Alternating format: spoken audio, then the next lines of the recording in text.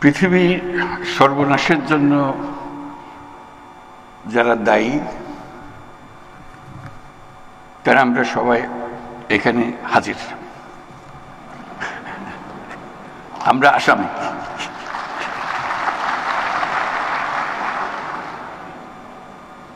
এবং পরিবেশ, বন, জলবায়ু মন্ত্রণালয়ের পক্ষ থেকে উপদেষ্টা রিজওয়ানা হাসান যেগুলো বলার চেষ্টা করলো যে কত ভীষণ রকম আমরা অপরাধী। আমাদের পুরনো কবিরা বলে গেছেন, সাগরের সব পানি যদি কালি হতো, বনের সব গাছ যদি কলম হতো, তাহলে এই অপরাধের বর্ণনা শেষ করা যেত না। এত অপরাধ আমরা করে যাচ্ছি প্রতিদিন। রিজওয়ানা হাসান তার কিছুটা করুণভাবে তুলে ধরল তার প্রচেষ্টার কথা। এই বিশাল যজ্ঞের মধ্যে মন্ত্রণালয়ের প্রচেষ্টা, মন্ত্রণালয়ের উপদেষ্টা এবং তার যত সহকর্মী আছে তাদের জন্য আমরা হাততালি দিই, একটা তার প্রচেষ্টা চালিয়ে যাওয়ার।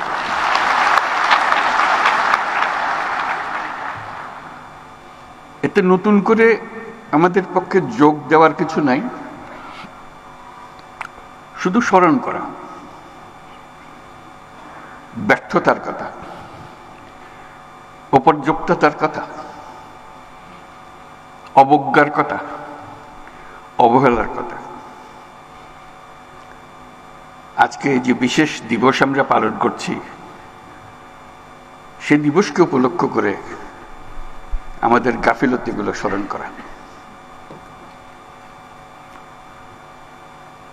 বিসমিল্লাহির রহমানির রহিম। বিশ্ব পরিবেশ দিবস 2025 উপলক্ষে আজকের আয়োজনে উপস্থিত সকলকে আমার শুভেচ্ছা ও সালাম জানাচ্ছি। আসসালামু আলাইকুম। আজকের এই আয়োজন থেকে পরিবেশ মেলা, মাসব্যাপী জাতীয় বৃক্ষরোপণ অভিযান ও বৃক্ষ মেলা 2025 শুরু হতে যাচ্ছে। আমি আশা করি সকল জেলা ও উপজেলা পর্যায়ে বৃক্ষরোপণ ও বৃক্ষ মেলা চলবে এবং উৎসাহের সঙ্গে চলবে। এই বছর বিশ্ব পরিবেশ দিবসের প্রতিপাদ্য হল এন্ডিং প্লাস্টিক পলিউশন। আজকের পৃথিবী নানান রকমের সংকটে জড়িত। যুদ্ধ বিগ্রহ, প্রযুক্তির ব্যাপক প্রসার, অপব্যবহার আমাদের সামনে নানা রকমের চ্যালেঞ্জ সৃষ্টি করেছে। কিন্তু সেই চ্যালেঞ্জটা আমরা এখনো অনেকে উপলব্ধি করতে পারছি না, সেটা হলো প্রকৃতির বিধ্বংসী রূপ। এটা প্রকৃতির দোষ না, আমাদের দোষ। আমরা মানুষ যারা এখানে বসবাস করি, প্রকৃতির সঙ্গে তাল মিলিয়ে চলার কথা, সেটা তাল মিলিয়ে না চলে উল্টো দিকে চলে। দোষটা প্রকৃতির না, দোষটা হলো প্রকৃতি বিধ্বংসী এক জীব যার নাম মানুষ। আমাদের সামনে দৈত্যাকারে হাজির হওয়ার প্রস্তুতি নিচ্ছে জলবায়ু সংকট। আমি প্রস্তুতি নিচ্ছে বলবো না, বলবো যে কাজ শুরু করে দিয়েছে। প্লাস্টিকের ব্যবহার পৃথিবীতে 3 ধরনের সংকটকে বাড়িয়ে দিয়েছে: জলবায়ুগত সংকট, প্রকৃতিগত সংকট, জীববৈচিত্র্যের ক্ষতি। এটা শুধু প্লাস্টিকের জন্য, আরো বহু জিনিস আছে। প্লাস্টিক এমন জিনিসে দাঁড়িয়ে গেছে যে ক্রমাগত হুঙ্কার দিচ্ছে, হয় আমরা থাকবো না হয় তোমরা থাকবে। দুজন একসঙ্গে থাকতে পারবে না, এর জায়গা নেই। এবং তাদের জয়যাত্রা অব্যাহত রয়েছে। তারা দাঁড়িয়ে দাঁড়িয়ে খিলখিল করে হাসি আমাদের অসহায়ত্ব দেখে, আমাদের উদ্যোগের অভাব দেখে। যে আমরা সব জয় করে নিলাম, তোমরা কিছুই করতে পারতেছ না। সেই অসহায় অবস্থা থেকে আজকে আমরা এই 2025 সালের এই দিবস উদযাপন করছি। প্লাস্টিক ব্যবস্থাপনা ঠিকঠাক না থাকায় পৃথিবীর জলাশয়গুলো পলিথিন আর প্লাস্টিকে ছেয়ে গেছে। জীববৈচিত্র্য ধ্বংসের মুখে পড়ছে। কেন? আমাদের কি শক্তি নাই বলে? তা না, আমরা পাত্তা দিচ্ছি না বলে। আমাদের কোনো গরজ না, চলছি তো, ঠিকই তো আছে। এই করতে করতেই আমাদের শেষ। এই দিবস পালনের মাধ্যমে যদি কিছুটা সজাগতা আমাদের কাছে আসে, নতুন দৃষ্টিভঙ্গি, নতুন কর্মোদ্যোগ আসে, তাহলে হয়তো একটা সম্ভাবনা সৃষ্টি হতে পারে। এখনো হয়নি। এখন আমরা অবলুপ্তির পথে, রক্ষা করার কোনো উপায় নাই। এই এমন এক জিনিস প্লাস্টিক, যার জন্ম আছে, মৃত্যু নাই। এই হলো তার বৈশিষ্ট্য। পৃথিবীর সব কিছুর মৃত্যু আছে, তার মৃত্যু নাই।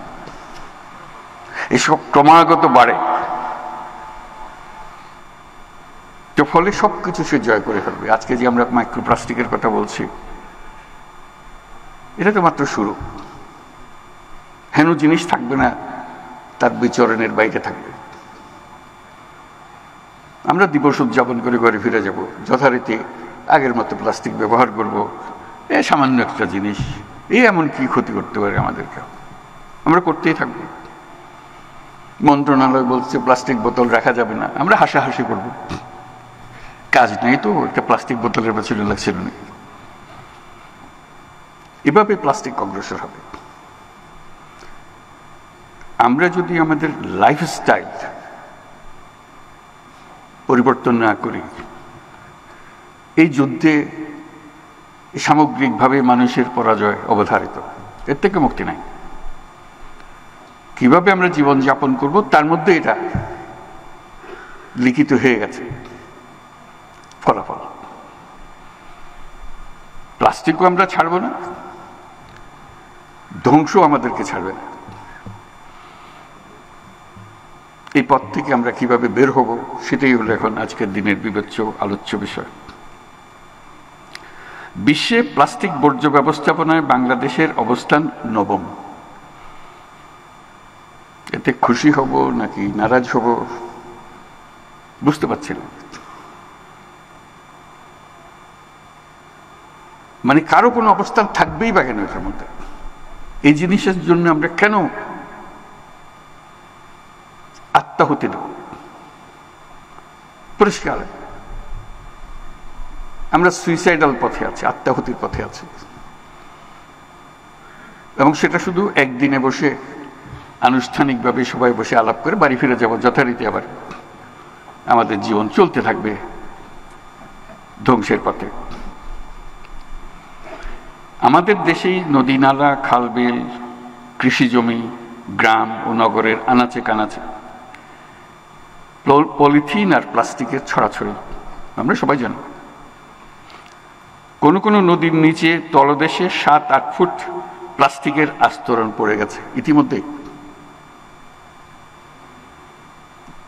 এটা শুধু উদ্বেগজনক নয়, এটা ভয়ঙ্কর। এর চেয়েও ভয়াবহ বিষয় হচ্ছে মাইক্রোপ্লাস্টিক, যেটা খালি চোখে দেখা যায় না। একটু আগে রিজওয়ান আমাদেরকে বোঝালো, মায়ের দুধের মধ্যেও মাইক্রোপ্লাস্টিক। আর তার যাবার জায়গা কি বাকি রইল? শিশু জন্ম থেকে মাইক্রোপ্লাস্টিক নিয়ে জন্ম দিচ্ছে। কয়েকদিন আগে দেশের ইলিশ মাছের ভেতর মাইক্রোপ্লাস্টিকের অস্তিত্ব পাওয়া গেছে। সেটা তো একটা মাছ, আর বহু মাছ আছে।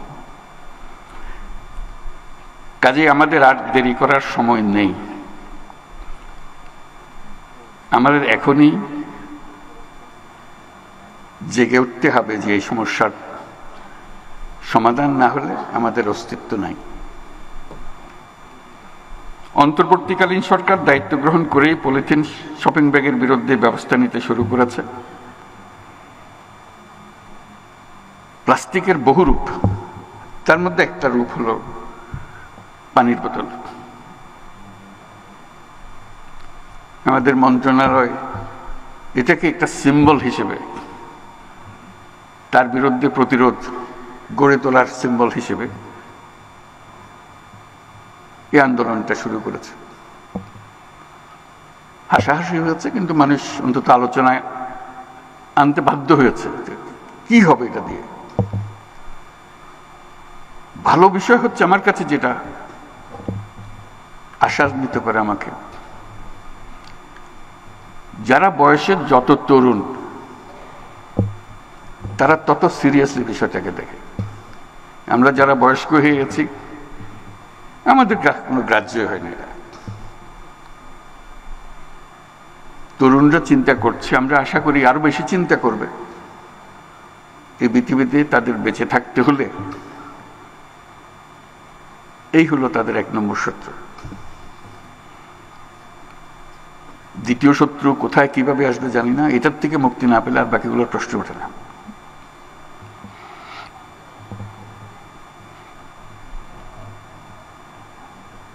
প্লাস্টিক দূষণ কমিয়ে আনার অন্যতম উপায় হলো যতটা সম্ভব এটা বর্জন করা।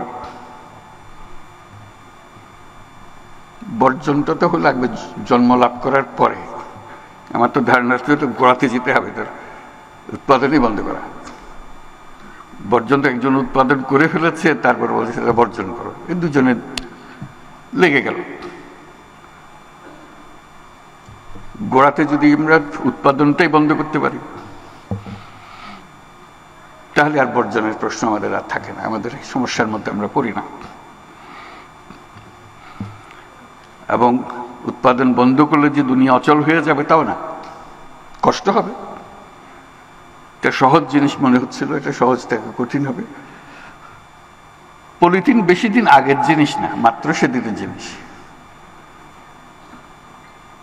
আমাদের বয়সে পলিথিনের জন্ম, এর আগে ছিল না পৃথিবীতে। কিন্তু পলিথিন ছাড়া পৃথিবী অচল এ কথা বলার কোনো সাধ্য নেই। লক্ষ লক্ষ বছর ধরে পৃথিবী চলেছে, মানুষের পরিবর্তন হয়েছে, ইতিহাসের পরিবর্তন হয়েছে, অর্থনীতির পরিবর্তন হয়েছে, প্লাস্টিক দরকার হয়। হঠাৎ এসে সে বিশ্ব জয় করে বসে গেল এবং আমরা এরকম এডিক্টেড হয়ে গেলাম এটাতে, চোখ খুলে কিছু তাকাতে পারছি না। সেটাই হলো ব্যাপার।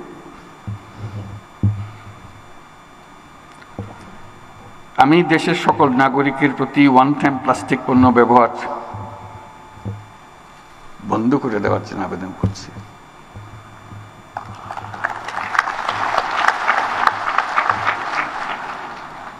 আমরা একটা পদ্ধতি তরুণদের জন্য শুরু করেছিলাম, সেটা বলতে পারি জিরো ওয়েস্ট এর পদ্ধতি হিসেবে। সপ্তাহে যদি 7 দিনের মধ্যে 7 দিনই প্লাস্টিক ব্যবহার করি, আমার প্রথম কমিটমেন্ট হলো নিজের কাছে, আজকে থেকে আমি 1 দিন কমিয়ে ফেলবো। 6 দিন করবো, 1 দিন করবো না। ওই দিন আমার প্লাস্টিক ফ্রি ডে। তরুণরা এটা সহজে বোঝে যে একটা দিন আমি পারি। তো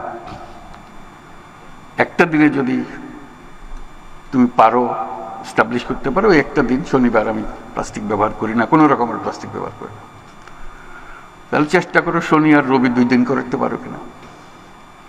ক্রমে ক্রমে 7 দিনে যাওয়া, স্টেপ বাই স্টেপ যদি অভ্যস্ত হও, সতর্ক হও, তাহলে হয়তো হয়ে যেতে পারে। কিন্তু সিদ্ধান্তটা লাগবে। সিদ্ধান্ত ছাড়া ওই পথ কঠিন পথ।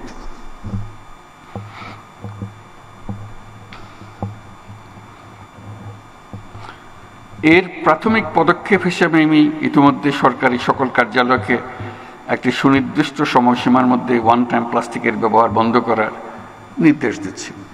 নির্দেশ দেওয়া সোজা, কিন্তু কার্যকর করা বড় কঠিন। ঠিক আছে, বললাম যে এটা লাইফস্টাইল বিষয়, আমি কিভাবে জীবন যাপন করব তার বিষয়। শুধু হুকুম দিয়ে বন্ধ করে দিলাম, চেষ্টা হবে হয়তো অনেক করবে, কিন্তু কঠিন একটা জগৎ। জাতিসংঘ প্লাস্টিক দূষণ নিয়ন্ত্রণে আন্তর্জাতিক আইন প্রণয়নের কাজ প্রায় চূড়ান্ত করেছে। বন ও পরিবেশ মন্ত্রণালয় এই প্রক্রিয়ার সঙ্গে জোরালো ভূমিকা রাখবে, এটা আমি নিশ্চিত। অন্তর্বর্তীকালীন সরকার স্বল্প সময়ের মধ্যে পরিবেশ সংরক্ষণের বিষয়ে কিছু উদ্যোগ নিয়েছে।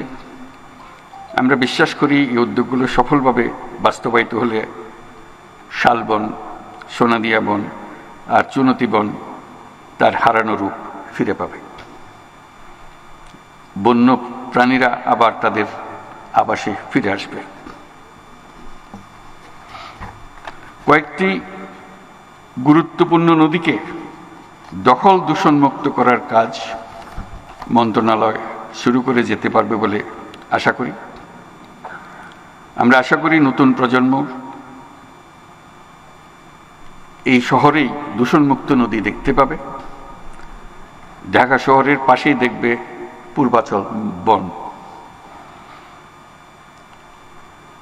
এদেশের তরুণ প্রজন্মের কি অসীম শক্তি, তা আমরা গত জুলাই গণ অভ্যুত্থানে দেখেছি। আমি আজ আবারও বাংলাদেশের তরুণ সমাজের প্রতি আমার আস্থা ও শ্রদ্ধা জানাচ্ছি।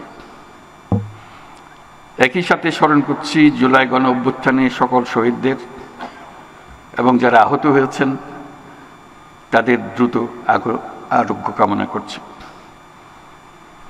তরুণরাই আমাদের নতুন বাংলাদেশ গড়ার স্বপ্ন দেখতে অনুপ্রাণিত করেছে।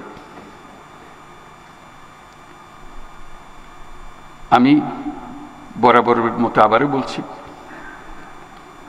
এই তরুণ প্রজন্মই ইতিহাসের সবচেয়ে শক্তিশালী, সবচেয়ে সৃজনশীল তরুণ প্রজন্ম। আমি এদেশের তরুণ সমাজের প্রতি আহ্বান জানাই, জলবায়ু সংকট মোকাবেলায় এবং পরিবেশ দূষণ রোধে তোমরা তোমাদের কার্যকর ভূমিকা অবশ্যই রাখবে। নিজের মধ্যে এমন সংকল্প করতে হবে যে আজ থেকে আমি আমার দৈনন্দিন জীবনে কার্বন নিঃসরণ শূন্যতে নিয়ে আসব। আমি এখন প্রতিদিন এটার পদক্ষেপে এগিয়ে যাব। দেশের সকল নাগরিকের প্রতি আমি আহ্বান জানাই, আমাদের অবশ্যই আত্মবিধ্বংসী চিন্তাভাবনা থেকে মুক্ত হতে হবে। অর্থনৈতিক লাভের জন্য পরিবেশের ক্ষতি করে যাব, এটা আমি কিছুতেই নিজেকে মানতে দেব না। বন্যা, ভূমিকম্প, জলোচ্ছ্বাস এ ধরনের প্রাকৃতিক বিপর্যয়ের সময় আমরা বুঝতে পারি যে প্রকৃতি কত শক্তিধর। আমরা যদি পরিবেশ ও জলবায়ু বিপর্যয়কে বাড়াতে না চাই, তবে অবশ্যই আমাদের পরিবেশ বান্ধব উন্নয়নে নজর দিতে হবে। নদী ধ্বংস করে, বন জঙ্গল উজাড় করে, জীববৈচিত্র্য ধ্বংস করে যা হয় সেটা অন্য যাই কিছু হোক, অবশ্যই এটা উন্নয়ন নয়। উন্নয়ন সম্বন্ধে আমাদের ধারণা সম্পূর্ণ পাল্টে দিতে হবে। আজকের এই আয়োজনে দুটি আনন্দের দিকে দৃষ্টি আকর্ষণ করছি। প্রথম আনন্দের সংবাদটি হলো, আজকে পরিবেশ, বন ও বন্যপ্রাণীর জীবন রক্ষায় অসামান্য অবদান রাখার জন্য 31টি প্রতিষ্ঠান ও ব্যক্তিকে জাতীয় পুরস্কার দেওয়া হচ্ছে।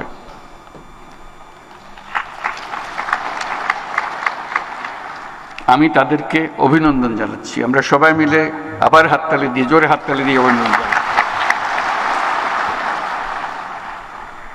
আমার কাছে তারা প্রাতঃস্মরণীয় ব্যক্তিত্ব।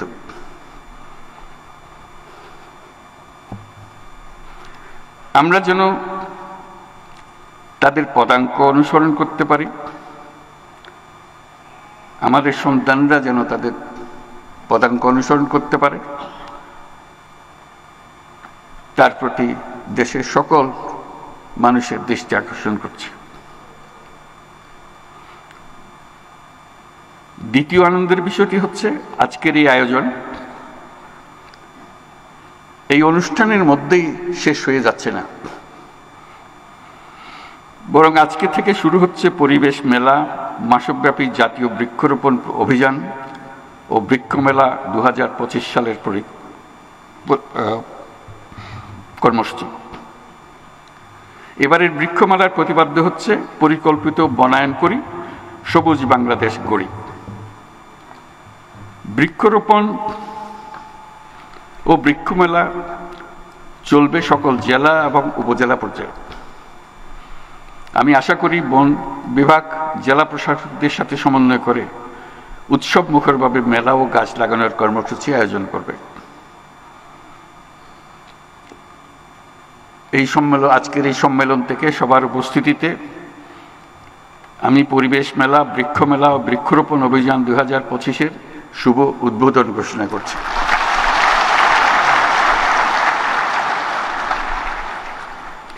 পরিবেশের দায়িত্ব সরকারের উপরে তুলে দিয়ে নাগরিকরা পায়ের উপর পা তুলে নিজেদেরকে নির্ভর মনে করলে তবে পরিবেশের আর রক্ষা নাই। পরিবেশের প্রথম সবক হচ্ছে আমার পরিবেশ আমাকে রক্ষা করতে হবে, আর কেউ এসে রক্ষা করে দিয়ে যাবে না, এর কোনো বিকল্প নেই। এখন আমাদের হয়ে গেছে পুরোটাই উল্টা। সরকার ক্ষীণস্বরে মাঝে মাঝে মনে করিয়ে দিয়েছে অথবা আমরা আমাদের পরিবেশ, সরকার মাঝে মাঝে ক্ষীণস্বরে আমাদের মনে করিয়ে দিচ্ছে যে আমরা আমাদের পরিবেশ ধ্বংস করে ফেলছি। সাবধান হন, নাগরিকরা মনে করে যাচ্ছে পরিবেশটা একটা শৌখিন ব্যাপার। বিদেশিদের তাগিদে সরকারকে মাঝে মাঝে এটা নিয়ে সভা সমিতি করতেই হয়। আমরা আসল ব্যাপারটাই হারিয়ে ফেলি। আমাদের দৈনন্দিন জীবনে প্রতি মুহূর্তে মনে রাখতে হবে জীবন বাঁচাতে হলে পরিবেশ বাঁচাতে হবে, এর কোনো বিকল্প নেই। আমি কোনো রকমে অসুখ বিসুখ নিয়ে জীবন কাটাতে পারলেও আমার সন্তানরা বেঁচে থাকতে পারবে না,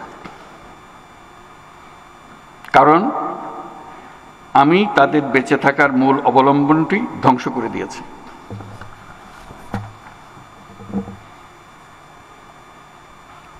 পরিবেশকে হতে হবে নাগরিকদের আন্দোলন, সরকারের আন্দোলন না। নিজেদের টিকিয়ে রাখার সংগ্রাম, এটাই হবে আন্দোলন। নিজের বংশধরদের জীবন নিশ্চিত করার সংগ্রাম, এটাই হবে আন্দোলন। পরিবেশ আপনাকে কষ্ট করে বানিয়ে দিতে হবে না। প্রকৃতি লক্ষ লক্ষ বছর ধরে পরীক্ষা নিরীক্ষা করে এটা আপনাকে বানিয়ে দিয়ে গেছে। অতি চমৎকার একটা ব্যবস্থাটা। আর আমরা এখন উঠে পড়ে লেগেছি এটাকে ধ্বংস করে দেওয়ার জন্য। আমাদের কিরকম শক্তি, এই লক্ষ লক্ষ বছরের যে ফলাফল, আমরা জান দিয়ে চেষ্টা করে যাচ্ছি এটাকে শেষ করে দেওয়ার জন্য। এটাই আমাদের সমস্যা। ধ্বংস করার থেকে বিরত থাকুন। নতুন সৃষ্টি করার কোনো দরকারই নেই। প্রকৃতি আমাদেরকে দিয়ে দিয়েছে সবকিছু। এই ধ্বংস থেকে বিরত থাকলেই আমরা এই সুন্দর পৃথিবী উপভোগ করতে পারব। আমরা গাছ লাগানোর উৎসব করছি, একটু আগে ঘোষণা করলাম, তো ভালো কথা। তার সঙ্গে গাছ কাটা বন্ধ করার অভিযানটাও চালাতে হবে।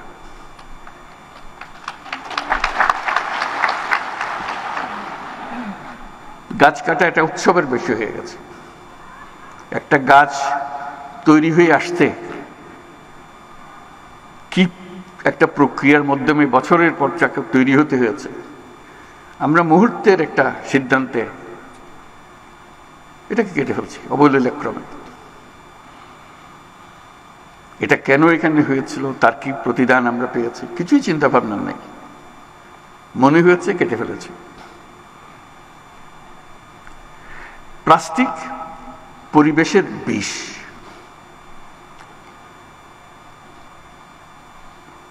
এটা পৃথিবীর সকল প্রাণীর জন্য বিষ, শুধু মানুষের জন্য না। ঘটনাটি ধীরে ধীরে হচ্ছে বলে আমরা গা করছি না। পৃথিবীতে মানুষ বাড়ছে, বাংলাদেশেও মানুষ বাড়ছে, তার সঙ্গে জনপ্রতি প্লাস্টিক বিষের পরিমাণও বাড়ছে। আমরা কখন আর সচেতন হব? আজকের এই দিনে আমরা মনে মনে ঠিক করি, আসুন আমরা বিষয়টি নিষ্পত্তি করে ফেলি। এই বিষের থেকে আমরা নিজেদেরকে মুক্ত করি।